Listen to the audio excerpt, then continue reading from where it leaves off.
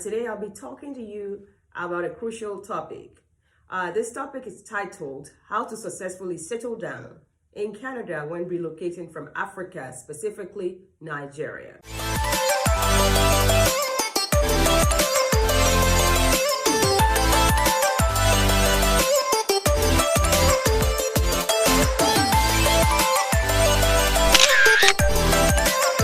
Hello everyone, welcome to my YouTube channel.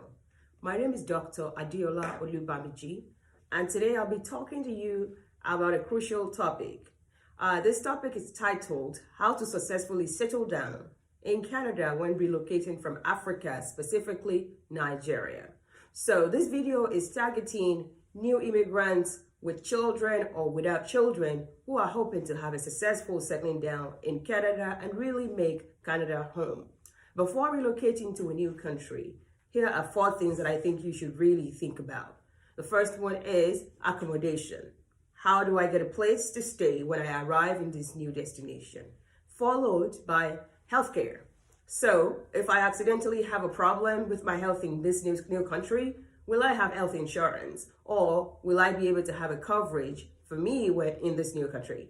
Then the third thing to think about is childcare. So if you have children, childcare is indeed very important. Lastly, the most important one, how do I get a job in this new country? Because hey, we all know your job determines whether you have a good time there or not. With keeping these 4 things in mind before relocating is very, very crucial. So if you have gotten your permanent residence approval and you're now in the process of planning to relocate to Canada, here is how I will suggest you tackle this problem. Let's focus on accommodation first.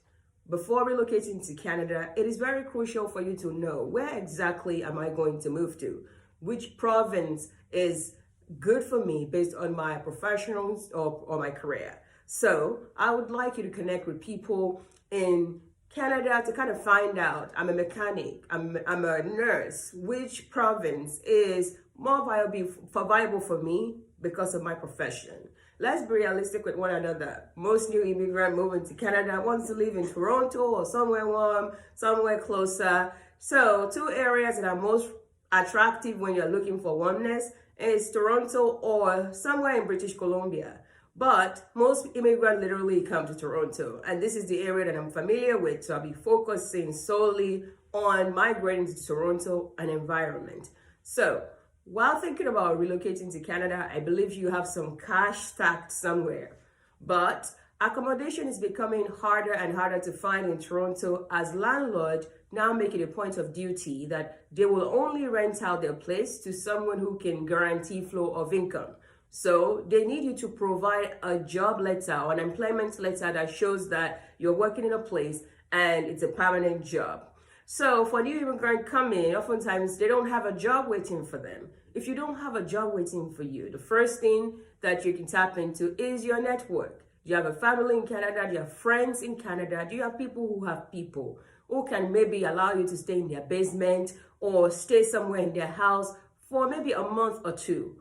And with the hope that when you're living in their house, you will chip in, maybe pay something, right? So if you have those people, start talking to them now about your relocation plan and see whether you can stay with them for a month or 2 while you sort out your job and accommodation issue. The second opportunity that you can tap into while relocating to Canada, if you are the type who doesn't want to bother any family, is settlement agency. There are so many different settlement agencies set up across the country by the government itself. The job of this settlement agency specifically is to help new immigrants, whether you are coming in by permanent residence or you are a refugee. The job is to help you find housing, childcare for your children, schools for your children, and jobs. So if you are coming to Toronto, for example, I'd like you to Google settlement agencies in Toronto and a list will pop up. Look at those lists and contact one of those settlement agencies ahead of your arrival. Tell them about your plan to come to Canada, how many kids you have. You've gotten this approval from the border agencies. Let them know that you're coming when you're arriving, what you will be needing their help for. In some cases, they'll tell you have to be on ground before they can help you. but they could send you some information to help you prepare for your arrival. So contact the settlement agencies before you come to Canada. Now, let's move away from accommodation issues. And no, before we move, I want to talk about Airbnb. So let's say you arrive in Canada, you are yet to see your settlement agency rep. You can try to get an Airbnb to stay in. Look online, find the right Airbnb with cheaper option ahead of time in location that you think that is pretty much easier to access transportation and everything else, food. So my advice for you is that you don't want to stay in such an Airbnb for more than a month, else you're going to exhaust all your money, right? So you want to make sure to find a place that is temporary, but find a job so that you can quickly move to your own place. Now let's talk about finding a job. It takes about 3 to 6 months for you to get a job if you are in Canada already. If you are just getting out of school and applying for jobs, the jobs don't just fall on people's laps. It takes time for you to get a job. So if you're coming from Nigeria, you have experience, you have very good credentials, but remember, you don't have Canadian experience. For that reason, it may be a little tough to get a job as soon as you arrive in Canada. So here are my suggestions for you. The first one is polish your resume 4 to 6 months before moving to Canada. There is a difference between Nigerian type of resume or CV and what is acceptable in Canada in other Western world. Talk to professionals like myself or other people who can help you polish your CV or your resume to look like what is acceptable in Canada. Biodata and so many different things will not make you a lucrative candidate when applying for jobs. Remember, you're not the only one moving to Canada. People from all over the world are moving to this country. Canada is also producing new graduates every year. So you have to come out as a strong candidate for employers to actually call you for interview. It takes 6 seconds for a recruiter to determine whether they want to continue with you as a candidate or they want to drop you. So you have to come correct. So in order to come correct, fine-tune your resume, polish your resume, give it a facelift. Once you have done that, you don't have to do it yourself. Find somebody, get advice from people. Just make sure you get that done. Once you've done that, start applying to jobs right there. I know you're still in Lagos, you're in Ibadan, you're trying to migrate, but on your resume, please use the location of where you want to move to. Calgary, Toronto, use it. It's like me telling you to lie, but you need to do that if you want to actually be contacted, right? So start applying at least 3 months before relocating to Canada. It is my hope that you will have interviews waiting for you when you arrive in Canada if you do this ahead of time. Even if you don't have interviews waiting for you, at least you can gauge your market worth. At that point, if you're not getting anything in 3 months, you may need to upgrade your skills or something like that, but at least you have an understanding that it will take a while. One, polish your resume, start applying on time. Then number 3 is, if you're already thinking about moving to Canada, right? Go and polish your LinkedIn profile. Employers will visit your LinkedIn page if they are trying to kind of assess you as a good candidate. Polish your LinkedIn profile the way you polish your resume. And after polishing your LinkedIn profile, the next step will be start adding professionals in the city that you're going to in Canada, even Canada-wide. My advice for you is that because this network has to expand. Networking is very key, especially if you're looking for a job. So look on LinkedIn, look for people, like-minded people who are working in your field already in Canada. Add them. They don't have to be black. They can be Asian, they can be white, they can be anybody. They can be blacks too. Just expand your network drastically. Introduce yourself and just kind of get that started. Well, it's good. You will use that to kind of have a gauge of how are people in my profession acting in Canada? What events are they going to? What is happening there? Just look at their posts and, see what they do. And when they put up posts, comment respectfully. Let them kind of understand that this person is active in our community in Nigeria. And, let them remember you often as somebody who may be migrating to Canada very soon. So the next step is now, yes, you're about to come to Canada, or you're now moving, or you have moved. So for those people who have moved, I'd like you, if you're still looking for a job, one advice that I would have for you is the LinkedIn contacts that you have established. Some of them are HR managers, some of them have senior consultants, senior engineers, a little higher than you. I'd like you to set up coffee meetings with them, evenings, weekend, reach out to them, send them your resume, tell them you're looking for a job, but you would like to hear from them. How can you make your resume better to be able to present yourself better? Some of them will be open to that. They will meet up with you for 30 minutes or more. Make an impression. An impression that will make them take your resume, send it to the hiring manager in their company, right? You want that job. So apart from using LinkedIn to tap into hidden jobs. So let's talk about hidden jobs for a second. There are some jobs that are not actually advertised. So yes, you've been applying to different jobs that are advertised, but some companies are still ramping up. They are still polishing their job description.